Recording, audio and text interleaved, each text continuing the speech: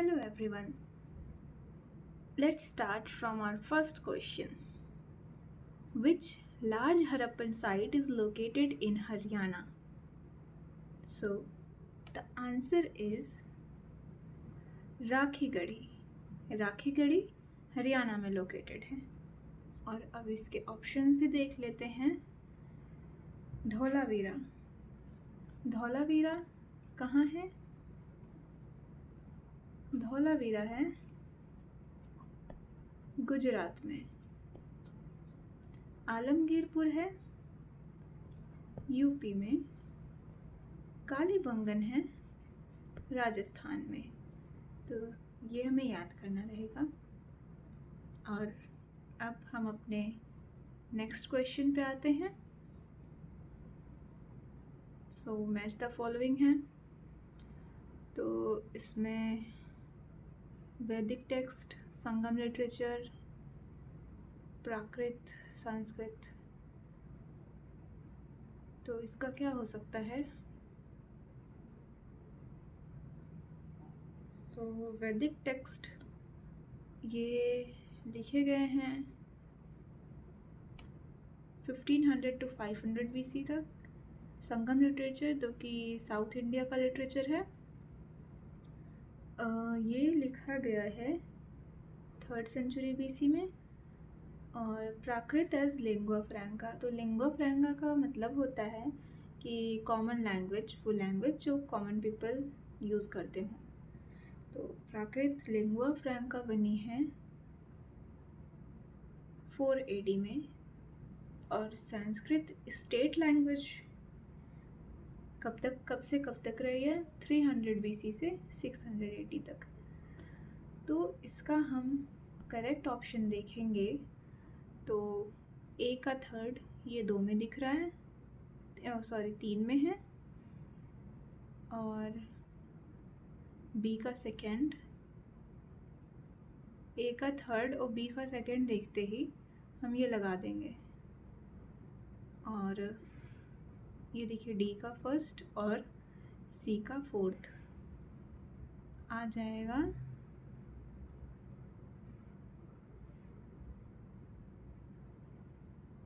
Okay, first option.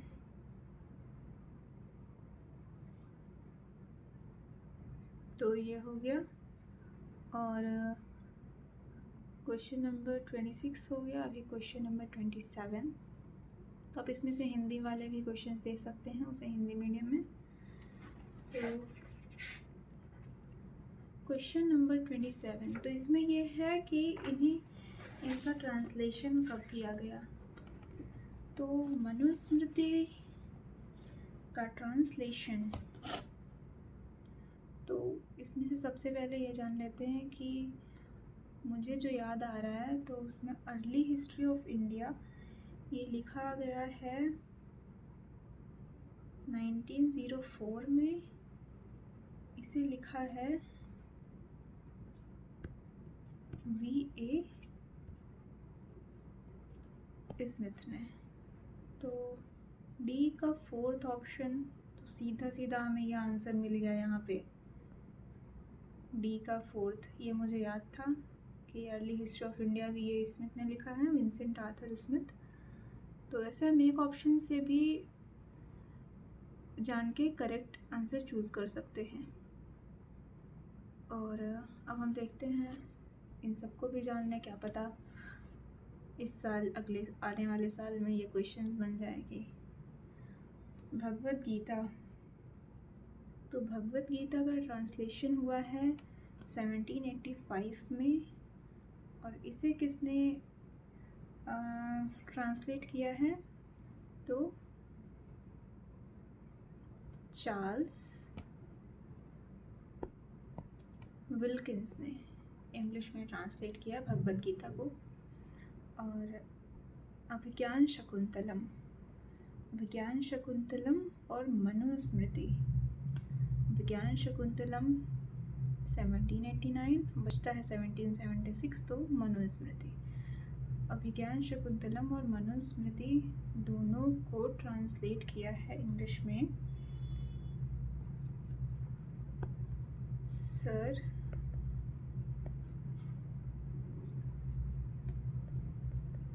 William Jones ने। और अभिज्ञान शकुंतलम लिखा किसने है? तो ये लिखा है कालिदास ने।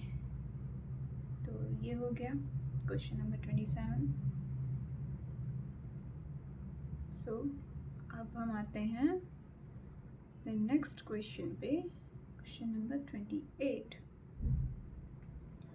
तो इसमें क्या है कि RG Bhandarkar reconstructed the political history of Satavahanas. तो इस पर मैं क्लियर नहीं हूँ, पर मैं एक चीज़ जिससे मैं क्लियर हूँ तो वो है कि DR Bhandarkar was a Sanskritist. ये चीज़ मुझे याद है। तो मतलब C ऑप्शन करेक्ट है, A तो नहीं होगा। और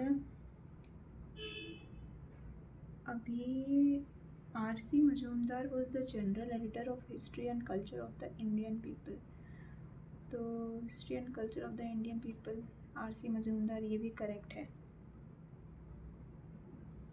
और VK रजवाड़े, तो C और D जिसमें है, तो C और D इसमें है, फर्स्ट एंड सेकंड में नहीं है। तो हमें ये देखना है। VK रजवाड़े, A के बारे में मैं कंफर्म नहीं हूँ। तो VK Rajwade published 22 volumes of Sanskrit manuscripts. Source 22 volumes of Sanskrit manuscripts, ये किया है VK रजवाड़े ने। तो हमारा सही आंसर होता है B, C and D। Third option is correct. अब आते हैं हम अपने अगले क्वेश्चन पे, 29।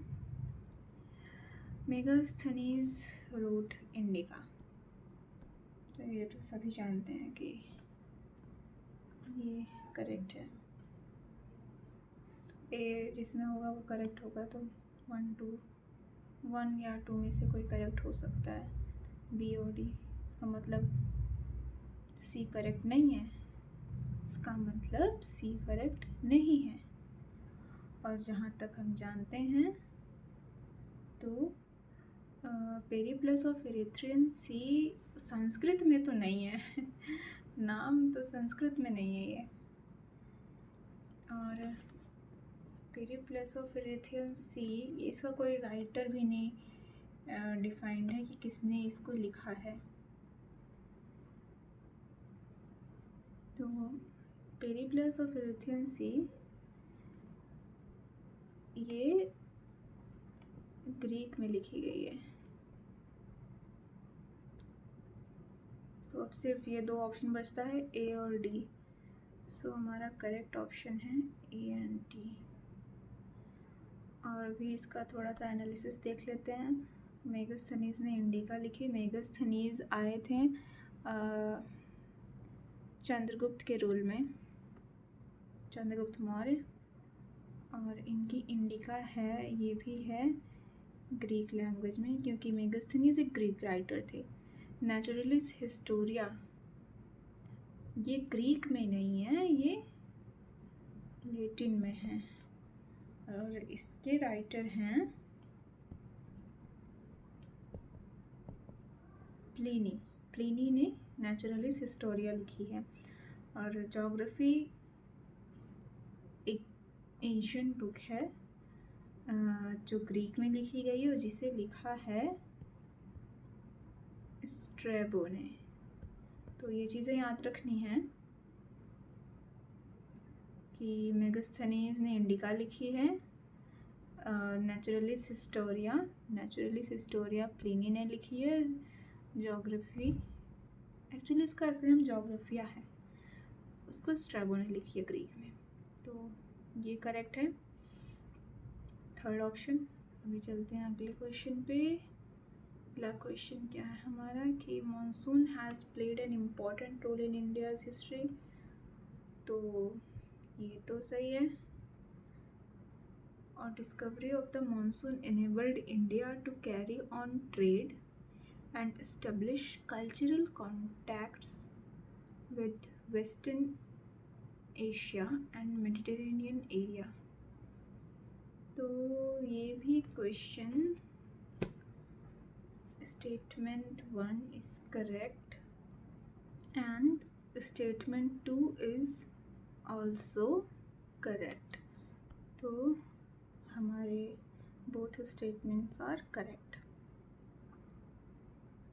तो ये हो गया और आते अपने नेक्स्ट क्वेश्चन पे। चैतन्य popularized musical gatherings और कीर्तन as a special form of mystic experience। तो हाँ, कीर्तन जो होता है उसे चैतन्य महाप्रभु ने ही पॉपुलराइज किया था, ये बात तो सही है। और Chaitanya travelled to Gaya to revive the Krishna cult. हाँ, उन्होंने कृष्णा कल्ट को पॉपुलराइज किया, कीर्तन को पॉपुलराइज किया, पर वो गया ट्रैवल किए थे इसके रिवाइविंग के लिए नहीं। इनफैक्ट वो गया गए थे अपने फादर का कहेंगे उसको श्राद्ध करने। डेथ के बाद होता है ना, फादर का श्राद्ध करने गए थे। तो इसका करेक्ट ऑप्शन हो जाएगा statement 1 is correct and statement 2 is incorrect. गया गए तो थे सही, पर कृष्णा कल्ट के रिवाइविंग के लिए नहीं। हाँ, वहाँ जाने के बाद में हुआ, पर उनका पर्पस ये था। सो क्वेश्चन नंबर 32 एक बार हिंदी में आप देख लीजिए, जो हिंदी मीडियम से हो। ठीक, तो क्वेश्चन नंबर 2 आता है, इसमें कौन सी किसकी रचनाएं हैं। सो इसमें से सबसे पहले बाणभट्ट ने हर्षचरित लिखी, ए का थर्ड है, फोर्थ में और फर्स्ट में। इसी में आप ये भी देख सकते हैं कि बी का फोर्थ दिखा रहा है, इसका मतलब संध्याकर ने रामचरित लिखी, ये जान जाते हैं।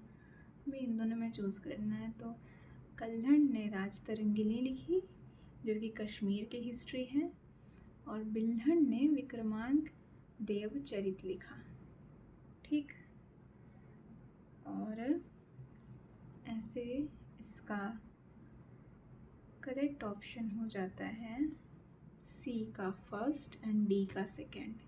सी का फर्स्ट एंड डी का second, fourth option is correct.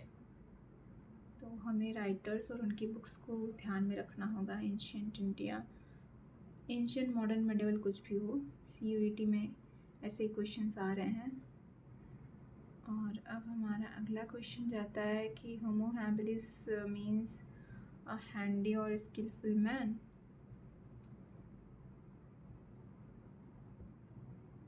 And this was known so as he has hands. तो होमो हैबिलिस को तो हम जानते हैं कि उसे हैंडी या स्किलफुल मैन बोला जाता था, इसलिए नहीं कि उसके पास हाथ थे, इसलिए कि वो स्किलफुल था। सो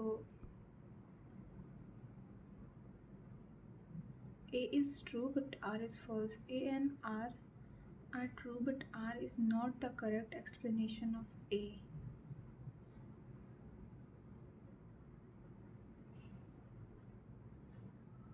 So ये हो गया 33, 34। ये upper Paleolithic age came to an end with the end of Ice Age. So upper Paleolithic age, यहाँ upper Paleolithic age एंड हुई थी आइस एज के साथ, और यह ग्लोबल वार्मिंग के कारण था। तो both A and R are true and R is the correct explanation of A, या ये upper palaeolithic age ice age के साथ ही एंड हुई थी, ये बात तो सच है। पर ये इस रीज़न से कि ग्लोबल वार्मिंग हुई थी, इस रीज़न से नहीं। तो ये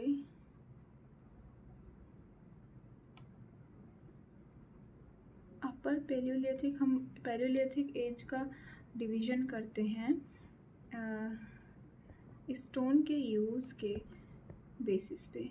ग्लोबल वार्मिंग आइस एज के चेंज होने का कारण हो सकती है, पर पैलियोलिथिक एज के चेंज होने का कारण नहीं हो सकती। So both are true, but R is not a correct explanation of A. So question number 45, which was an early capital of Harshavardhana? So Harshavardhana का अर्ली कैपिटल था थानेश्वर, और बाद में लेट कैपिटल अगर पूछेगा तो फिर वो कन्नौज हो जाएगा। ये लेटर हुआ।